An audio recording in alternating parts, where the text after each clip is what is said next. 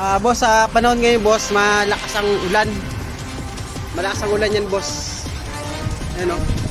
Sinasabay pa ng malakas din na hangin. Ayan. Ayan, nagkalaglagan na yung aking debris sa aking condominium, boss. Pero, buti na lang at nakatali ang aking condominium. Nakatali ang condominium para hindi na takay ng malakas na hangin kasi kagabi ang lakas na kalampag. Ayan, no? Ayan. Yung hangin, boss, yun, no? Ayan, no? Sobrang lakas. Ayan, kinakalampag yung mga yero. Sobrang lakas ng hangin, mga yero kinakalampag na, boss. Ayan po, boss Mike.